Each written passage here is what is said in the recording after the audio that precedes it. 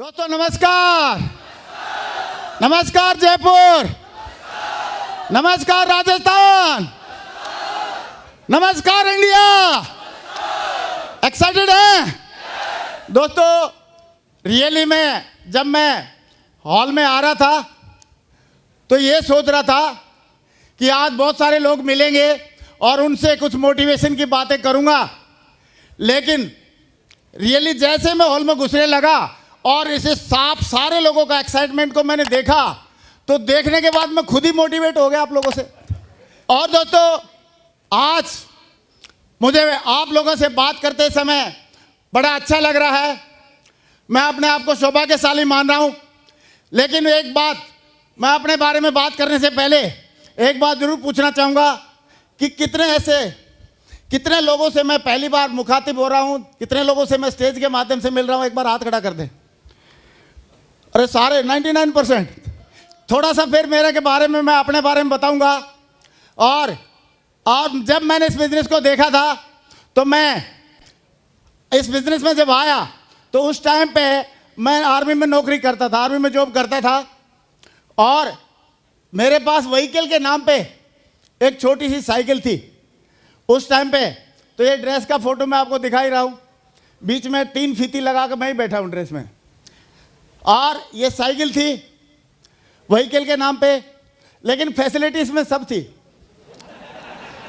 बच्चे के लिए आगे सीट, मैडम के लिए पीछे, पेट्रोल डीजल डालना नहीं, इन्वायरमेंटल फ्री, कोई प्रदूषण ये फैलाती नहीं थी। सही है। और उस टाइम पे मैंने इस प्लान को देखा था, और प्लान को देखने के बाद कई सारे डाउट मन में आए, और जिन्होंने मुझे प्लान दिखाई थी उनसे मैंने उन डाउट आए, वो पूछे क्या क्या मन में डाउट आए, जानना चाहते हैं? पहला डाउट तो ये आया कि मैंने उनसे पूछा कि सर मैं तो नौकरी में हूँ, सरकारी नौकरी में, मेरे को ये करने की क्या जरूरत है? तो उन्होंने एक बहुत बढ़िया बात बोली, बोला अग्रवाल जी महंगाई तो बहुत बढ़ रही है, और बोला इसके ऊपर तो गाने भी बन रहे हैं कि सैया तो बहुत ही कमात है, महंगाई डाइन खाए जाते हैं। यस सर ना? लेकिन उन्होंने जैसे ये बोला तो मैंने एक डायलॉग मारा कि कबीरदास जी का दुआ है सर कि दाता उतना दीजिए जामे कुटुंब समाए, मैं भी भूखा ना सोऊं साधु भूखा ना जाए। तो उन्होंने बोला ये कबीरदास जी ने दुआ कब लिखा था? मैं बोला 1300-1400 ईस्वी में। बोला उस टाइम पे खाने के अलावा कोई खर्चा होता था क्या? इंटरनेट का बिल था, मोबाइल का बिल था, अखबार का बिल था, और बिजली का बिल था, और इतने मतलब कुछ भी बिल वगैरह खर्चा वगैरह होता नहीं था। तो उन्होंने बोला कि अगर अभी कबीरदास जी होते तो दुआ कैसे बनता? बोला आप जानना चाहते हो अग्रवाल जी? मैं बोला हाँ सर बताओ। बोला अगर कबीरदास जी होते तो बोलते दाता इतना दीजिए घर आंगन भर जाए, क्योंकि इतने सारे बिल जो चुकाने हैं। यस और नो? और एक ही बात बोलते कि दाता इतना दीजिए घर आंगन भर जाए, और कटे जिंदगी ऐसे पीढ़ी बैठे खाए। Thank you. फिर मैंने सोचा कि यार इस बात की तो सही बात बोल रहे हैं ये, लेकिन फिर मैंने एक बात और पूछी, सर एक बात बताओ, इस बिजनेस में मान लो मैं तो कर लूंगा, लेकिन आगे लोग नहीं करेंगे तो क्या होगा? मैं लोगों को नहीं बना पाया तो क्या होगा? तो उन्होंने बोला अग्रवाल जी आपको ब्रह्मा विष्णु महेश बनने की जरूरत नहीं है, आपको लोगों को बनाने की जरूरत नहीं है, लोग पहले से बने बनाए घूम रहे मार्केट में। यस ना? बोला आपको सिर्फ लोगों को साथ में लेके चलना है। मैं बोला सर कान इधर से पकड़ो इधर से पकड़ो, बात तो एक ही है। आप फिर भी 2 लोगों को साथ में लेके चलना पड़ेगा। तो उन्होंने बोला अग्रवाल जी आप ये बताओ जिंदा है आप मुर्दा है? मैं बोला सर मैं तो जिंदा हूं। बोला मुर्दा आदमी को भी अगर शमशान घाट जाना होता है तो कम से कम कितने लोगों को लेके चलता है साथ में? कितने? 4। मैंने बोला 4 तो चाहिए, लेकिन एक 5वां भी चाहिए होता है जो आगे आगे हांडी लेके चलता है। ओम नाम सत्य है, सत्य बोलो गत्य है, ओम नाम सत्य है, लेके चलता है कि नहीं चलता? यस और नो? तो बोला अग्रवाल जी जब मुर्दा आदमी अपने साथ में 5 लोगों को लेके चल सकता है तो आप जिंदा होके क्या आप मुर्दे का 40% काम 2 लोगों को साथ में लेके नहीं चल सकते? क्या चल सकते कि नहीं चल सकते? यस और नो? तो मैंने बोला सर इतना तो कर सकता हूं, चल सकता हूं। और फिर मैंने सोचा यार ये तो कुछ ज्यादा ही बोल रहा है, एक ऐसा ब्रह्मास्त्र पूछता हूं, ऐसा सवाल पूछता हूं जिसका ये जवाब ही ना दे पाए। तो मैंने एक और सवाल पूछा। क्या पूछा? जानना चाहते? मैंने बोला सर मेरे पास पैसे नहीं। क्या नहीं है? और ऐसा करो, आप पैसे आप लगा दो मेरे, और ऐसे करना 2-3 भी आप ही लगा देना नीचे, और चेक आए तो पहले आप अपने ले लेना, बाद में पैसे मैं अपने आप ले लूंगा। ऐसे होशियार लोग मिलते हैं कि नहीं मेरे जैसे? मिलते हैं, अभी भी हैं। बधाई हो, यूनिवर्सल क्राउन में बनेंगे, लगे रहना। Thank you. तो मैंने बोला सर ऐसे कर लेना। तो उन्होंने बोला ग्रेवाल जी अगर मेरे को पैसे लगाने हैं, मेरे को 2-3 लगाने हैं, तो बोला मैं गांव के लोगों की लिस्ट उठा लूंगा, वोटर की लिस्ट, और सबको एक साइड से ज्वाइन कराता जाऊंगा। फिर आपका ही नाम क्यों लिखूं मैं, आपके साथ में क्यों करूं काम? तो मैंने बोला बात तो सही है सर। तो उन्होंने एक ही बात बोली कि यार पैसे नहीं है, ये आपकी कोई बड़प्पन है या प्रॉब्लम है? मैं बोला है तो प्रॉब्लम।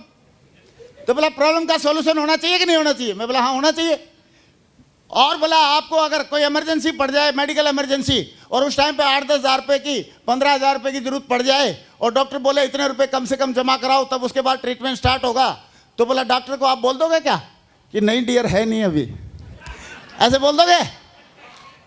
मैं बोला नहीं सर वो तो अरेंजमेंट करना पड़ेगा। तो बोला फिर यहाँ पे भी अरेंजमेंट कर लो। मैंने बोला ठीक है, और उसके बाद अरेंजमेंट किया दोस्तों मैंने, और शुरुआत कर दी। लेकिन मैं तो कन्विंस हो गया, मैंने तो शुरुआत कर दी, और पहले 5 लोगों को प्लान दिखाया। कितने लोगों को प्लान दिखाया?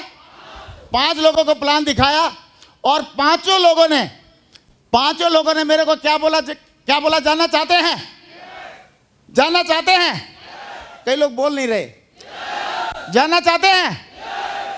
5 लोगों ने बोला यस, नहीं बोला, 5 लोगों ने बोला नो। क्या बोला?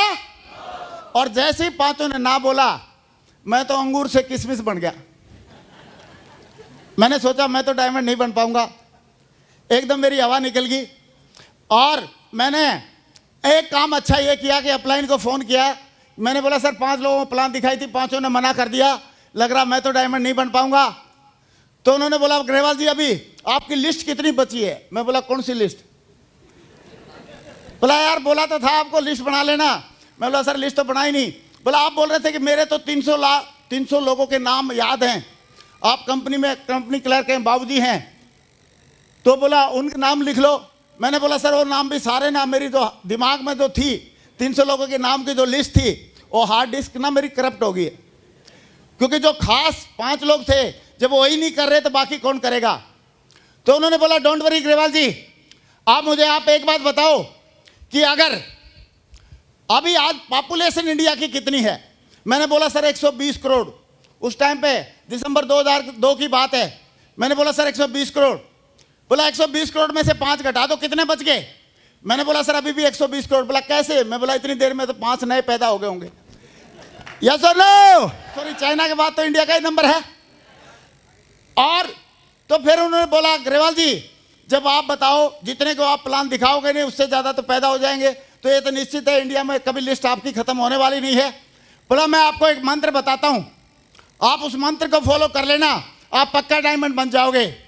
और जैसे उन्होंने बोला मैं मंत्र बताता हूँ, तो तुरंत मेरे को दिमाग में क्लिक किया। मैं बोला हाँ यार, वैसे तो काम हो या ना हो लेकिन मंत्र के सारे हो सकता है। यस और नो? क्योंकि हम तो बचपन से तंत्र मंत्र सुनते आ रहे थे, बंगाल में बंगाल का जादू, और हमारे यहाँ तो बचपन में जब बुखार भी होता था या कान के नीचे अगर सूजन आ गई, फोड़ी फुंसी होगी, तो भी झाड़ा लगवा के लेके आते थे, गोली दवाई नहीं दिलाते थे। यस और नो? और हम तो बचपन में ये देखा था कि बचपन उस टाइप का था हमारा कि हमारा जैसे मई जून में किसी बच्चे ने बोला पापा मम्मी को कि गर्मी लग रही है, तो बोला कोई बात नहीं बेटा, कल शाम को मैं बुलाऊंगा बार्बर को, सबको टकला करा देते हैं। तो सारे बच्चों को टकला करा देते थे, गर्मी एक को लगती थी, सबको टकला करा देते थे। तो तंत्र मंत्र में मेरा गहरा विश्वास था, और मैंने उनको एक ही बात बोली। मैं बोला सर जल्दी करो, आप ऐसा करो मंत्र बता दो। तो मेरे अप्लाई ने क्या मंत्र बताया जाना चाहते हैं? उन्होंने बोला ग्रेवाल जी आपका काम है लोगों को प्लान दिखाना, फॉलोअप करना, अच्छे से समझाना और बार बार समझाना। मैंने बोला सर मंत्र बताओ ना, ये तो मालूम है मेरे को। बोला वही तो बता रहा हूं ग्रेवाल जी, आपका काम है लोगों को अच्छे से प्लान दिखाना, बार बार समझाना, और लोगों का काम है हाँ या ना बोलना। मैंने बोला ये तो मालूम है मेरे को, मंत्र बता दो सर, मंत्र, मेरे को डायमंड बनना है। तो उन्होंने बोला वही तो बता रहा हूं ग्रेवाल जी, आपका काम है लोगों को प्लान दिखाना, फॉलोअप करना, अच्छे से समझाना, बार बार समझाना, और उनका काम है हाँ या ना बोलना। लेकिन जब वो हाँ या ना बोले उस टाइम पे एक चीज को ध्यान में रखना कि आए तो बेस्ट नहीं तो नेक्स्ट, आए तो बेस्ट नहीं तो नेक्स्ट।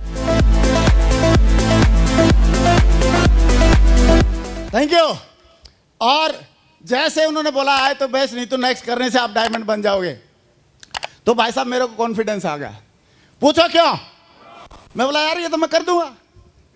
बताओ आए तो बेस्ट नहीं तो नेक्स्ट करने में जा क्या रहा है अपने बाप का? बताओ कुछ जा रहा है क्या? मैं तो कॉन्फिडेंस में आ गया, और कॉन्फिडेंस में आने के बाद फिर आदमी शर्माता नहीं है, घबराता नहीं है। और मैं जिसके पास भी जाता था मैं बोलता था भाई देखो प्लान बहुत बढ़िया है, जिंदगी बदल सकती है, लेकिन कंडीशन एक है, समझ में उसी को आएगी जो समझदार होगा। और अगर मैं वही समझाता हूं समझ में आ गई तो तू समझदार, और नहीं समझ में आई तो आप समझ लेना भाई मैं कुछ नहीं बोलूंगा।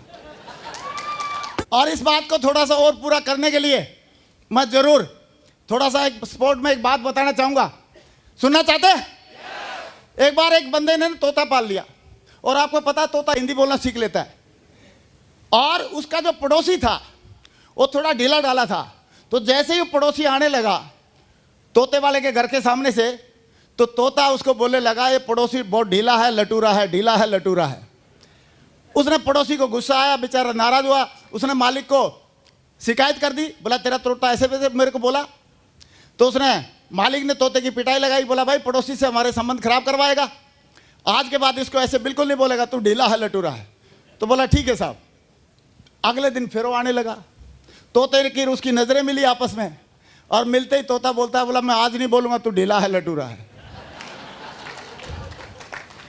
और फिर उसको मिर्ची लगी, उसने फिर शिकायत कर दी मालिक को, मालिक ने फिर पिटाई लगाई तोते की, और तोते को मालिक ने बोला तू कुछ भी नहीं बोलेगा भाई, सही है? तो तोता बोला ठीक है मालिक। अगले दिन फिर वो पड़ोसी आने लगा, और तोते की और उस पड़ोसी की दोनों की आंखें मिली, और आंखों में देखने के बाद तोता बोलता है भाई मैं कुछ बोलूं या ना बोलूं तू समझ तो गया ही होगा। Thank you. और दोस्तों अभी एक बात और पूछना चाहता हूं, आदमी में कद्दू में क्या मेन फर्क है? कद्दू बोल नहीं सकता और आदमी यस नो का जवाब दे सकता है, यस नो। और आदमी में कद्दू में एक डिफरेंस और है, आदमी एक्साइटेड रह सकता है और कद्दू एक्साइटेड। और अगर कोई बोल नहीं रहा है और एक्साइटेड नहीं है तो इसका मतलब क्या है? ऐसा क्यों बोल रहे हो यार आप लोग? ऐसा बोलो मत, सही है? तो अभी अगर आप लोग यस नो का जवाब नहीं देते हैं और एक्साइटमेंट नहीं दिखाते हैं तो मैं कुछ नहीं बोलूंगा। तो दोस्तों मैं आए तो बेस्ट नहीं तो नेक्स्ट करने लगा और कॉन्फिडेंस में भर गया। तो लोगों को प्लान दिखाने के बाद मैं बोलता था आएगी समझ में उसी को जो समझदार होगा। तो लोगों को समझ में नहीं आती यार, अगर करेंगे मतलब अगर मैं बोलूँगा नहीं समझ में नहीं आई तो समझदारी में क्वेश्चन मार्क लगता है, और अगर मैं बोलूँ समझ में आ गई तो ज्वाइन करना पड़ेगा। तो कई लोग छुपते छुपते फिरते थे, और हमारे को कई लोग बोलते थे सर जादूगर को देखा हमने। मैं बोला फिर? बोला जादूगर ने एक लड़की को गायब कर दिया, एक लड़के को जमूरे को गायब कर दिया। मैं बोला असली जादूगर तो हम हैं, जिसको प्लान दिखाते थे गायब हो जाता है। एक आदमी के यहाँ ज्यादा रिश्तेदार आते थे, शहर में रहता था, उसने बोला सर बड़े परेशान है, ज्यादा रिश्तेदार आ रहे हैं। मैं प्लान फोल्डर रख कोई नहीं आएगा, एक बार ढंग से प्लान दिखा देना। यस और नो, यस और नो। तो दोस्तों काम करना शुरू किया और कॉन्फिडेंस पूरा आ गया एकदम। और कॉन्फिडेंस इतना आ गया कि जैसे एक बार क्या हुआ कि एक शेरनी थी, बब्बर शेरनी, और चूहे का भी बिल कहीं आसपास में ही था। तो चूहे का पता नहीं क्या एक दिन मूड बना, एक रेड रोज ले आया। चूहे ने लिया एक रेड रोज और बब्बर शेरनी को किया प्रपोज। बोला darling I love you, I love you, I want to marry you, और क्या बोलते I like you, I love you, I want to marry you. तो बब्बर शेरनी ने उसकी तरफ लाल लाल आंखें निकाली और बोली जा कल मुझे तेरा मुंह तो देख।